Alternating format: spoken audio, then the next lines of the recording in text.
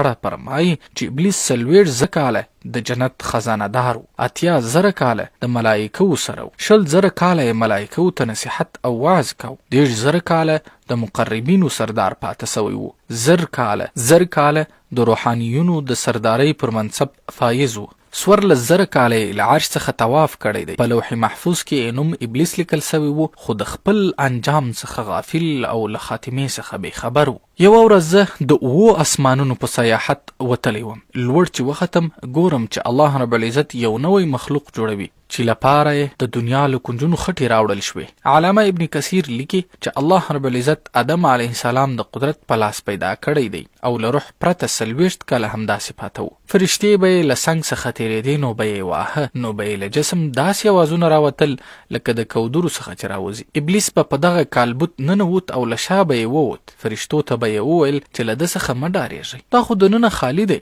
که زه پر ده مسلط سوم نو به یې هلاک کړم. او بیا هغه ورځ هم راغله کله چې الله جل جلاله فرشتو ته وویل چې زه پر ځمکه خپل یو خلیفه جوړوم او هغه به پر ځمکه زما حکمونه نافذوي. ملایکو عرض کړه ای رب العالمین، دا به پر ځمکه فساد خپور کړي او خپل ترمنځ به وینې توی کړي، په داسې حال کې چې موږ خو ورځ شپه ستا عبادت کوو او ستا ثنا وایو. الله رب العزت ورته وفرمایل زما هومره تاسو نه پوهیږئ. بیا نو الله جل جلاله آدم علیه السلام ته د هر څه نومونه وښودل او هغه یې د فرشتو په وړاندې حاضر کړ. ورته ویې فرمایل که تاسو رښتونی یاست نو ماته د دې نوم راوښیاست. هغوی ورته وویل ته پاکې، موږ همدومره خبر یو څومره چې تا راښودلی دي، بېشکه ته د علم او حکمت څښتن یې. بیا نو الله رب العزت وفرمایل ای آدم د دې شیانو نومونه وښیه. بیا چې کله آدم علیه السلام هغه نوم وښود نو وفرمایل سوه آیا ما تاسو ته نه وویلي چې زه په اسمانونو او ځمکو کې په ټولو پټو شیانو خبر یم، او څه چې تاسو ښکاره کوئ او څه چې تاسو پټوئ په هغه هم خبر یم. او بیا یې فرشتو ته حکم وکړ آدم علیه السلام ته سجده وکړئ. هغوی سجده وکړه خو ابلیس انکار وکړ. هغه وخت زه خپل غرور او تکبر له سجدې منع کړم. الله جل جلاله وفرمایل چې ته له سجدې څه منع کړې؟ ما خو تا ته حکم کړی و. هغه ورته وویل زه له ده څخه بهتر یم، زه دې د اوره پیدا کړی یم او هغه دې له خټو څخه. زه داسې نه یم چې دا انسان ته به سجده کوم چې تا له کودرو جوړ کړی دی. الله جل جلاله وفرمایل اوس نو ته د دې ځایه ووځه ځکه ته مردود سوی یې او تر قیامت رټل سوی یې. شیطان وویل ای زما ربه ما ته د قیامت تر ورځې مهلت راکړه. وفرمایل سوه ځه تر ټاکلې نیټې پورې مهلت دی. بیا شیطان وویل زما د ستا په عزت قسم وي زه به دوی ټول خطا باسم، پر دوی به حملې وکړم، د دوی پر مخ او پر شا هم، پر کیڼ او ښي لوري هم، او ته به په دوی کې شکرګزار ونه وینې. الله جل جلاله وفرمایل چې له دې ځایه ذلیل او خوار سه ووځه، له دوی چې څوک ستا خبره مني زه به جهنم له تا او هغوی ډک کړم. نو دا به هغه کیسه چې زه د الله رب العزت د عزت او مرحمت له دربار څخه ورټل سوم او له عزازل څخه په ابلیس بدل سوم. زما تکبر زما د زرګونو کلونو عبادت او ریاضت ضایع کړ او زه یې له عرشه پر فر د اور له خالصو شغلې چې دود یې نه درلود. امام ابن کثیر رحمه الله په خپل کتاب البدایه والنهایه کې د علم التفسیر د اکثرو علماو په حواله فرمایلی دي چې له پیریانو وړاندې په ځمکه کې یو بل مخلوق و. بیا الله جل جلاله په هغوی باندې پیریان مسلط کړل، هغوی قتل کړل، د هغوی پر ځای په ځمکه کې دوی پاته سول. کله چې پیریانو په ځمکه کې فساد زیات کړ، په خپلو منځونو کې وینې سره توی کړې، نو الله جل جلاله په دوی پسې د ملائکو یو لښکر راولېږل. پیریان یې قتل کړل او هغوی ته یې عذاب ورکړ او له آزادې ځمکې نه یې جزیرو ته او بحرونو ته تللو ته اړیستل او د ځمکې مخې له دوی څخه پاک کړ. شیطان لومړی عزازیل نومیده، د ځمکې هستوګن و، د لومړي مقام څښتن و او د لوی علم خاوند و، د جن نومې سیمې اوسېدونکی و. احادیثو کې راځي چې د ځمکې او د اسمانونو پر مخلوقاتو یې باچاهي لرل. حضرت حسن بصري رحمه الله فرمایي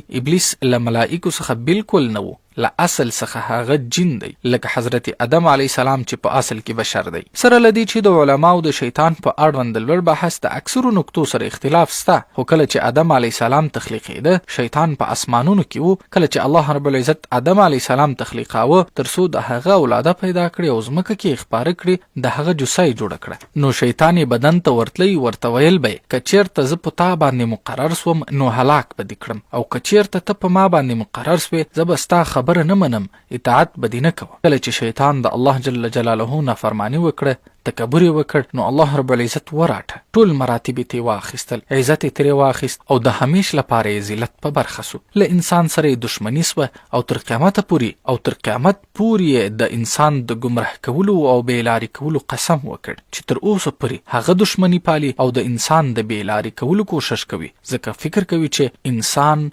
د بربادۍ او تباهۍ یوازینی لامل دی. باید وویل سي چې شیطان خاصتا د همدغه هدف په موخه نه دی پیدا سوی، هغه د عبادت لپاره پیدا سوی دی او د خورا لوړې مرتبې څښتن له مقربینو او نږدې مخلوقاتو څخه بلل کېده. خو وروسته ځان ته غره سو، د تکبر، بېاطاعتۍ او سرکشۍ په سترو ګناهونو مبتلا سو، توبه یې ونه کړه، بیرته د الله رب العزت رحمت ته ونه ګرځېد، انحراف یې وکړ او د الله رب العزت سره د خپلې دشمنۍ توغ پورته کړ. نو د الله رب العزت د رحمت له دربار څخه په خپله خوښه ووت او قسم یې واخیست چې د الله رب العزت اشرف مخلوق به د هغه له عبادت اړوي. د بدیو، ناکاریو او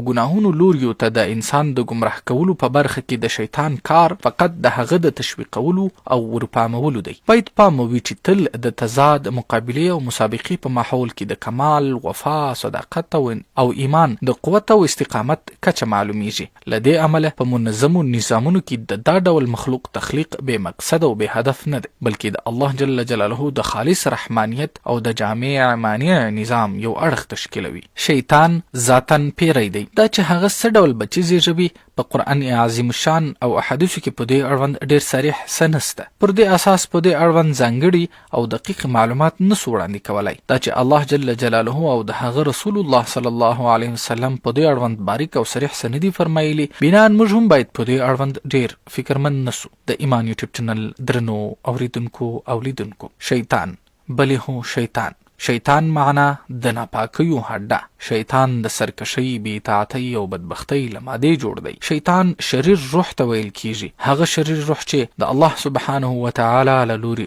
رټل سوی او له حقه اوښتی وي. شیطانان د انسانانو او پیریانو له جملې وي. الله جل جلاله فرمای او د هغه ډول موږ د هر نبي لپاره شیطانان هم له انسانانو څخه او هم له پیریانو څخه ګمارلی دي. دا دواړه ډوله شیطانان هڅه کوي چې انسانیت پر غلطه لار روان کړي. جني شیطانان ستاسو په زړونو کې وسوسه در اچوي په داسې حال کې چې تاسو یې لیدلی نسئ، خو انساني شیطانان بیا ستاسو په زړه کې وسوسې در اچوي په داسې حال کې چې تاسو یې وینئ او اورئ، خو نه پوهیږئ چې دا تاسو ته وسوسې در اچوي. درنو اوریدونکو، غواړو وپوښتو، آیا تاسو شیطان د ازلي، متکبر، نه اصلاح کېدونکي، نه ماتېدونکي دشمن په توګه پیژنئ؟ غواړئ د شیطان له دسیسو آګاه وئ، ځان ترې ساتل غواړئ؟ نو خپل رب ته ستانه شئ، په خپل ستر رب د شیطان له فتنو نجات وغواړئ.